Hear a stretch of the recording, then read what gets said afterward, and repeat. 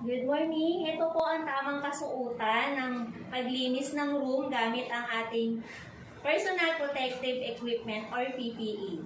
Ngayon po, ituturo ko po sa inyo kung paano gumamit ng vacuum at gamit po ang mga tools. First step po, check po natin kung naka-off or on. Para pag sinaksak po natin siya, hindi po siya basta bukas.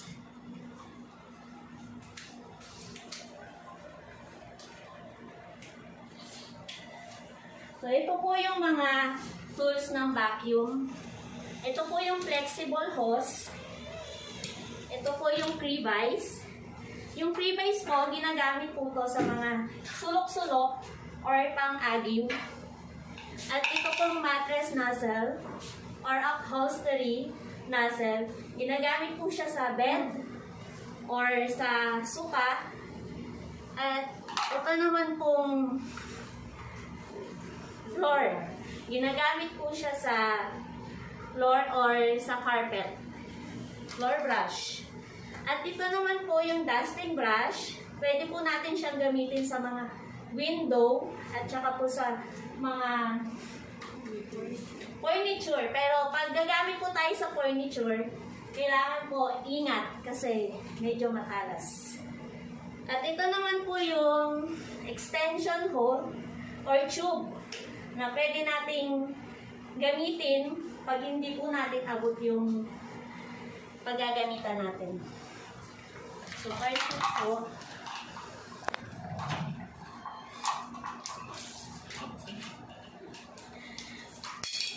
saksak po natin yung flexible hose sa suction port.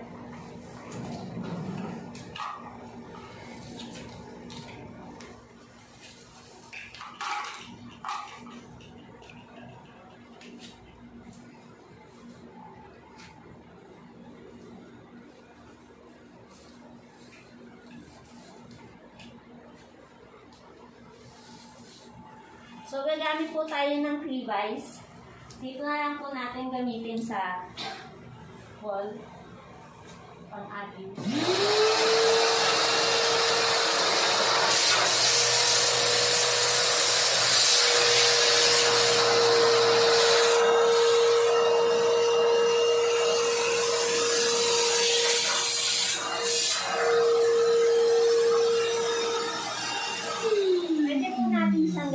Sa mga sulok-sulok or sa ilalim ng bed.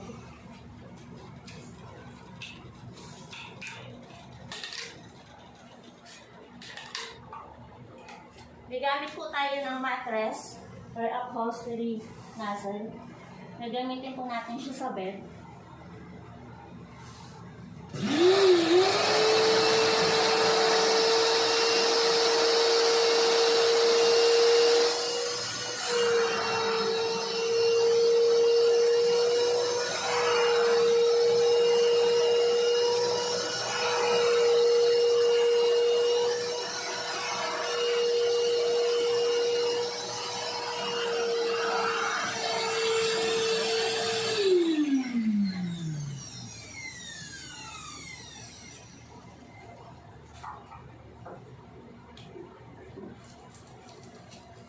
Dusting brush po, pwede po natin siyang gamitin sa mga furniture.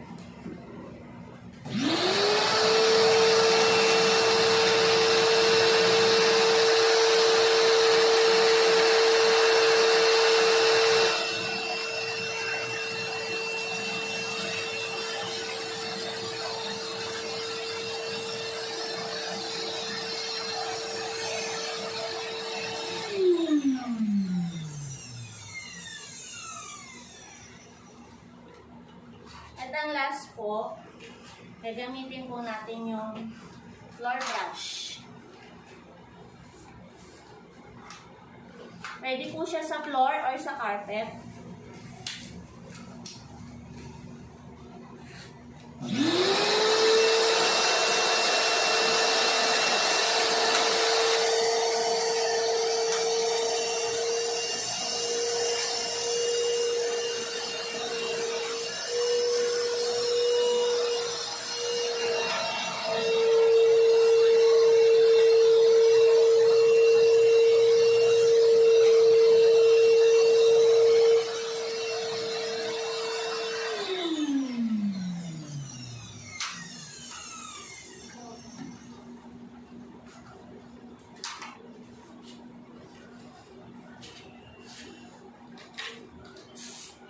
po natin gamitin.